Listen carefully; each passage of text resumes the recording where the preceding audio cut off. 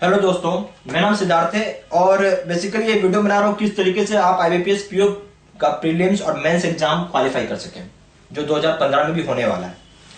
ठीक है, बताने से पहले मैं आपको अपने बारे में इंट्रोडक्शन देना चाहता हूँ। मेरा नाम सिद्धार्थ सिन्हा है। जैसे आज आप तैयारी करो बैंक पीओ का, मैं भी 2010 में तैयारी कर चुका हूँ। मैंने खुद 11 बार बैंक पीओ का एग्जाम लिखा है और उसमें मैं 11 के 11 बार सिलेक्शन लिया। फाइनली स्टेट बैंक में एज ए पीओ बन के 2010 में ज्वाइन किया। और हमारे जमाने में तो हर बैंक इंडिविजुअल का एग्जाम होता था, चाहे बैंक ऑफ बड़ौदा हो, कैनरा बैंक ऑफ, जिस बैंक के लिए अप्लाई करना चाहते हैं, ज्वाइन करना चाहते हैं, हर बैंक में इंडिविजुअल अप्लाई करना पड़ेगा। आज की तरह नहीं है आईबीपीएस में, जैसे कि यहाँ पर आपको तो इतना बेनिफिट मिलता है कि एक ही जगह फॉर्म भरते हैं, 20 जगह बैंक में अप्लाई कर सकते हैं। पैसे का भी बचत है और सीट भी बचती है। वहां पे क्या होता था, जैसे मैंने 11 जगह सिलेक्शन लिया, माने bank of Baroda, Canara bank, oriental bank of commerce, join तो एक ही जगह करूंगा ना, बाकी जगह की सीट खराब हो गई। तो यहाँ पे वो चीज का बेनिफिट हो गया, एक ही फॉर्म सारे जगह आपकी मेरिट के हिसाब से और आपकी चॉइस के हिसाब से आपको बैंक अलॉट हो जाता है। अब आईबीपीएस ने थोड़ा सा चेंज किया है। पहले एक ही एग्जाम होता था, प्रीलिम्स या स्टेज 1, मेंस स्टेज 2, जो बोलना चाहे बोल सकते हैं। ठीक है, ये दोनों ही जगह जो प्रीलिम्स और मेंस है, दोनों ही जगह मल्टीपल चॉइस क्वेश्चन पूछे जाते हैं, एमसीक्यू। ठीक है, मल्टीपल चॉइस क्वेश्चन।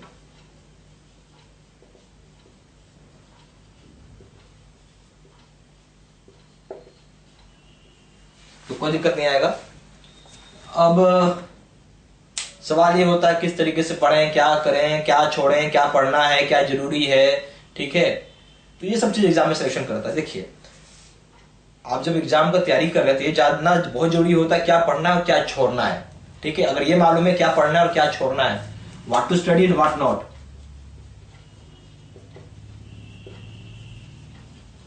ये बहुत बहुत इंपॉर्टेंट थिंग है। ये कौन बताएगा, वो भी चीज होता है भाई। ये वही इंसान बता सकता है जो एग्जाम खुद क्वालिफाई किया हो। ठीक है, और कोई नहीं बता सकता है आपको, कोई नहीं। अब आ जाइए कैसे क्या होगा। 3 क्राइटेरिया होता है बेसिकली एग्जाम को सिलेक्शन पाने के लिए।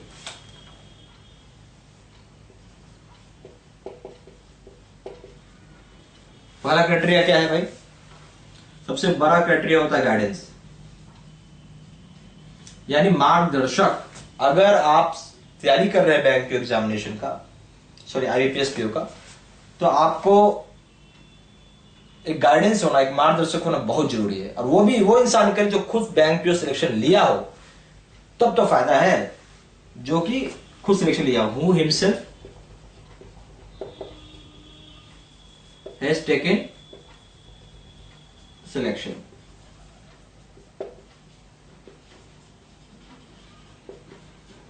तब तो समझ में आ रही बात। ठीक है, अब क्या होगा, लोग कोचिंग इंस्टीट्यूट में जाते हैं, बहुत फोकस होता है कोचिंग इंस्टीट्यूट में जाना। कोई बुरा नहीं है जाना, अच्छी बात है, जाइए। पर वहां पे एक चीज आता है, फैकल्टी। जाने से पहले फैकल्टी का भी तो लेवल पूछ लीजिए। 99% फैकल्टी फेलियर होते हैं। वो इंसान होते हैं जो कि जिंदगी में आज तक कोई बैंक पीओ, क्लर्क या प्यून का भी एग्जाम क्वालिफाई नहीं कर पाए, और वो आपको पढ़ा रहे हैं। आप ही बताइए, अगर कोई इंसान वैसा पढ़ाए जो खुद सिलेक्शन ना लिया और आपको पढ़ा रहा हो, क्या सिलेक्शन होगा। मेरा एक स्टूडेंट है, वो खुद बैंक क्लर्क का इंटरव्यू दे रहा था, उसके साथ में एक टीचर बैठा हुआ था, सॉरी उसके साथ में एक और लड़का बैठा हुआ था जो कि कभी उसको पढ़ाता था। ठीक है, और वो भी क्लर्क का इंटरव्यू दे रहा है, उसका टीचर भी इंटरव्यू दे रहा था लड़का। मतलब क्या है, यही काम करना है क्या। तो आप समझ सकते हैं सक्सेस का जो मंत्र होता है ना,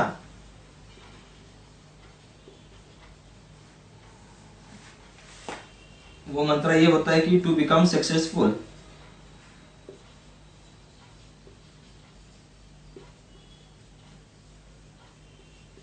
यू मस्ट फॉलो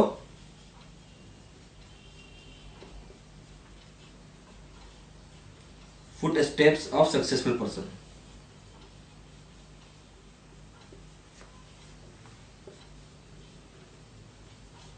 सक्सेस बनना है भाई, तब जो इंसान सक्सेसफुल है उसका आपको उसके नक्शे कदम पे चलना पड़ेगा। तो यहाँ ये चीज नहीं है। दूसरा चीज होता है एजुकेशनल क्वालिफिकेशन। आप जब फैकल्टी के पास जाते हैं तो वो भी तो पता करेंगे क्या पढ़ा लिखा है भाई। यहाँ पता चलेगा बी ए और बी कॉम वाले लोग पढ़ा रहे हैं, किसको पढ़ा रहे हैं, कि इंजीनियर और एक एमबीए को पढ़ा रहे हैं। तो आपको खुद एक शर्म महसूस होगा, आपको खुद लगेगा कि बेकार जगह आके फंस गए। ठीक है, अगर आप मेरे से पढ़ रहे हैं तो मैं 11 टाइम्स बैंक क्वालिफाइड हूं।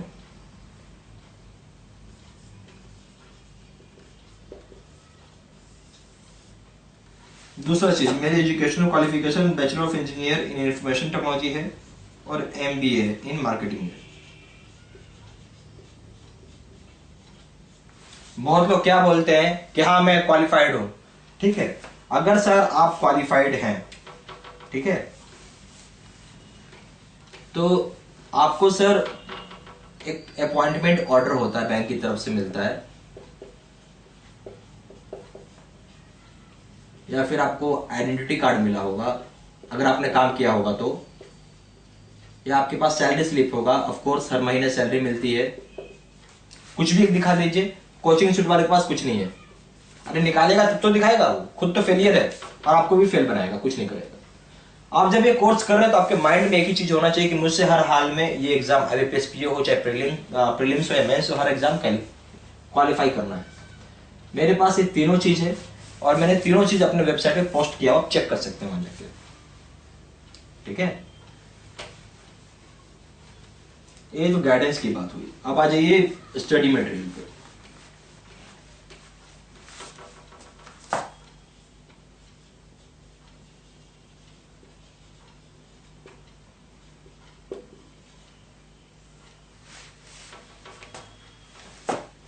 अब स्टडी मटेरियल में क्या होगा कि मेरे पास सारा का सारा वीडियो लेक्चर्स है।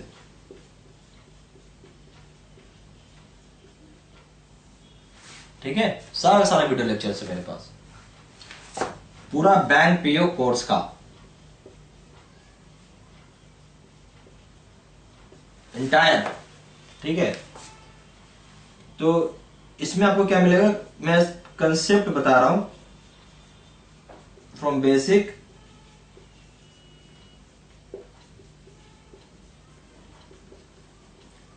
To advance. ठीक है, फिर मैं ट्रिक्स बता रहा हूं जो कि रीजनिंग में बड़ा हेल्पफुल होता है। शॉर्टकट्स बता रहा हूं जो कि मैथ्स में हेल्पफुल होता है।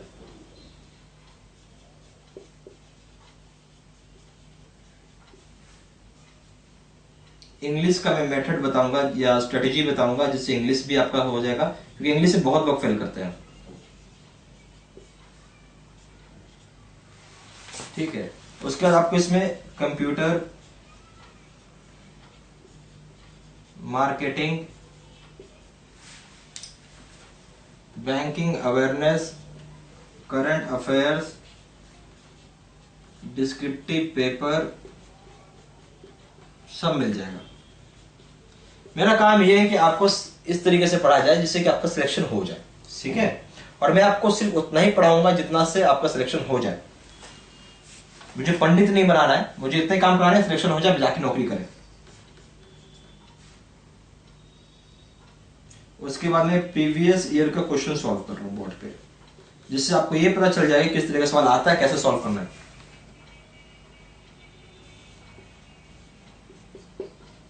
क्वेश्चन में बोर्ड पे सॉल्व कर रहा हूं। ठीक है, 2010 से लेके 2014 तक का। उसके बाद आपको असाइनमेंट मिला हुआ है जो कि आपको बनाना है। मान लीजिए कहीं डाउट आ जाता है तो आप मुझे को फोन करिए या ईमेल पे जाके, सॉरी मेरी वेबसाइट में जाके आप जो भी डाउट है उसको पोस्ट कर दीजिए, मैं उसका रिप्लाई कर दूंगा, या फोन कर लीजिए, जो अच्छा लगे आपको। ठीक है, ये सारा का सारा इसके अंदर आ गया।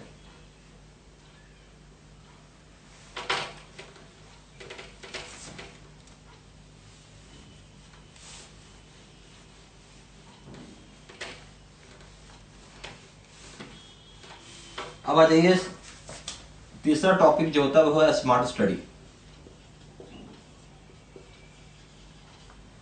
ये बहुत जरूरी है, स्टडी करना है तो स्मार्टली करना पड़ेगा ना आपको।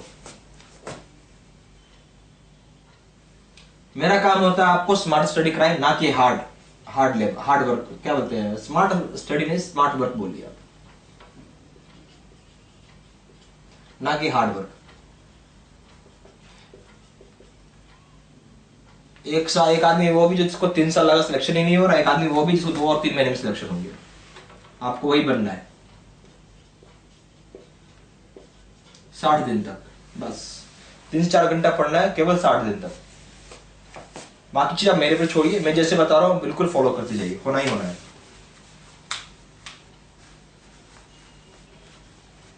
अब देखिए सिलेक्शन के लिए जो एक ग्राफ बनाइएगा ना, ऐसा पाई चार्ट, तो ये सबसे बड़ा जो वेटेज गया हुआ है वो गाइडेंस को गया हुआ है। मार्गदर्शक वही नहीं है लोगों के पास, 45%। उसके बाद क्या, स्टडी मटेरियल, इसको 25% का वेटेज गया हुआ है। फिर आता है स्मार्ट वर्क, इसको गया हुआ 30% का वेटेज। ठीक है, सब कुछ करा दूंगा मैं, कुछ भी नहीं होगा जो आपसे ऐसा लगे नहीं होगा। अब क्या लोग बोलते हैं कि कोचिंग इंस्टीट्यूट में जाने से हमको ये फायदा हो जाता है कि टीचर सामने पढ़ाता है और कोई सवाल हम पूछ लेते हैं। मेरा ये बोलना है, जब इतनी भीड़ में आप जाएंगे ना तो कुछ सवाल आप पूछ नहीं पाएंगे। 50 लड़के का बैच है, उसमें अगर आप एक पूछ भी लिए एक सवाल, तो एक सवाल हो सकता है बता भी दे टीचर, 2-3 सवाल है तो नहीं बताएगा, वो बोलेगा बाद में आके पूछना। ठीक है, क्लासरूम के बाहर पूछने जाओगे तो बोलेगा कि हमारा भी बैच है। क्वेश्चन ऐसे कैसे रह जाता है। या उससे भी बड़ी बात क्या होती है, जब आप कोचिंग इंस्टीट्यूट में जाते हैं, जब आप एक टॉपिक पढ़ लिया फिर बाद में भूल गए, तो आप दोबारा टॉपिक पूछने जाओगे टीचर के, मना कर देगा, या तो बोलेगा बहुत अच्छा टीचर होगा तो ये बोलेगा कि जब हमारा नया बैच बनेगा तो वहां का वो टॉपिक पढ़ लेना, तब तक एग्जाम ही आ जाएगा। ठीक है, तो अगर आप वीडियो लेक्चर्स को अगर आप मुकाबला कर रहे हैं बेनिफिट और सब कुछ में, यहां मान लीजिए कोचिंग इंस्टीट्यूट है, सबसे बड़ा बेनिफिट है एनीवेयर आप पढ़ सकते हैं, कहीं भी। यहां ऐसा नहीं है। फिर है एनी टाइम, जब इच्छा है तब, यहां ऐसा नहीं है। फिर यहां पे मल्टीपल टाइम आप प्ले कर सकते हैं, यहां ऐसा नहीं है। ठीक है, कुछ फायदा ही नहीं हुआ। फिर उसके बाद आपका पैसा, टाइम सेव्स मनी, सब कुछ आपका बचत ही बचत है। कोई फ्री में तो पढ़ाएगा नहीं भैया यहाँ पे भी। ठीक है, आपको सब बेनिफिट ही यहाँ पे। और जमाना जैसे बदल रहा है उस हिसाब से आपको बदलना पड़ेगा। पहले जो होता था जमाना जो था, पहले ट्रंक कॉल से बात करते थे लोग, अब मोबाइल फोन एक नहीं लेके घूम रहे हैं कि नहीं आप। जमाने के हिसाब से चलिए, बिल्कुल आगे जाएंगे आप। अब आपको क्या क्या करना है वो बताता हूं मैं आपको।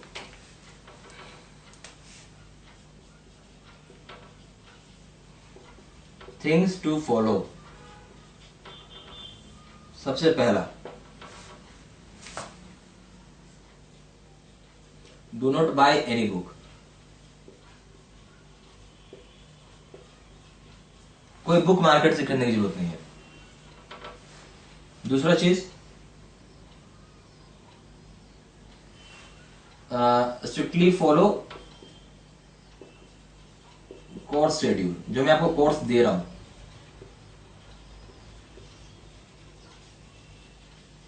ठीक है, जो कोर्स शेड्यूल मैं आपको दे रहा हूं, आज क्या पढ़ेंगे, मान लीजिए आज आप सिलोगिज्म पढ़ रहे हैं, कल कोडिंग डिकोडिंग पढ़ रहे हैं, परसों कुछ और पढ़ रहे हैं, जो भी मैं आपको कोर्स शेड्यूल दे रहा हूं।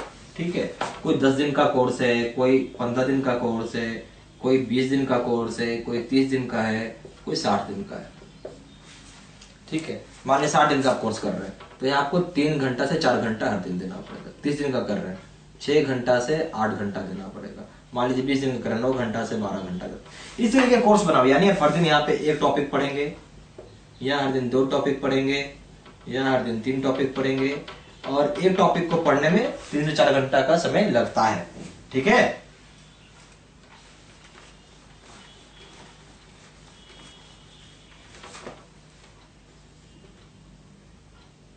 एवरी डे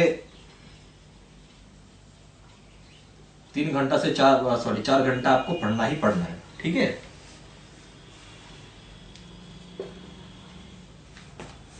अगर आप 60 दिन कर रहे हो, अगर मानो 6 घंटा से 8 घंटा देते हो तो 30 दिन, मानो 9 घंटा से 12 घंटा देते हो 20 दिन, डिपेंड करता है कौन सा कोर्स आप उठा रहे हैं। ठीक है, कौन सा शेड्यूल आप ले रहे हैं। और शेड्यूल का मतलब ये नहीं होता कोर्स खत्म हो जाएगा। कोर्स तब तक वैलिड रहेगा, मान लीजिए आगे चल के एसबीआई के एग्जाम आ गए तो वहां भी वैलिड है। कोर्स का कोई लाइफ नहीं है अनटिल जब तक आपका सिलेक्शन नहीं होता है, ये चीज ध्यान रखिएगा। आप मेरे तब तक स्टूडेंट हैं जब तक आपका सिलेक्शन नहीं होता है। अच्छा, चौथा चीज क्या हो जाएगा आपको, आपको प्रोग्रेस रिपोर्ट जो है ना मुझे ईमेल करना है every day, sorry every week, not every day, every week, Saturday basis. ठीक है, इसके फॉर्मेट आपको मिला हुआ रहेगा, कुछ भी आपको प्रॉब्लम नहीं करना है, मतलब दिमाग नहीं लगाने के ऐसे क्या कैसे कैसे करना है। और बस इतना ही है, ठीक है, और कुछ नहीं, इतना अगर आप कर ले रहे हैं तो कोई दिक्कत नहीं आएगा।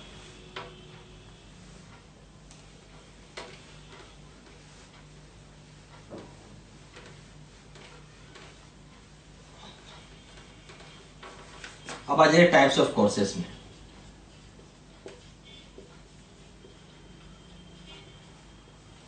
पहला है ऑनलाइन कोर्स।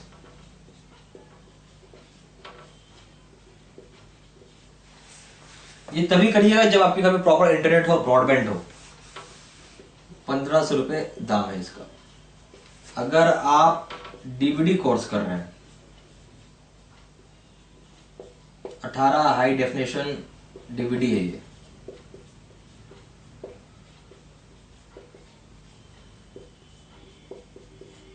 ठीक है, इसका प्राइस है 2500 रुपए। अगर आप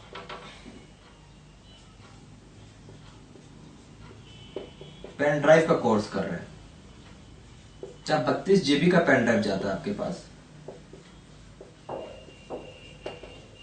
इसका दाम है 3500 रुपए। ठीक है,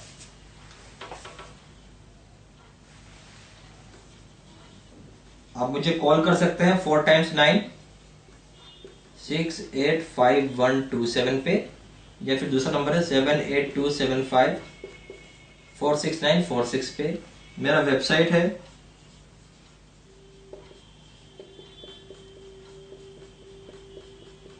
www.buybankpocourse.in।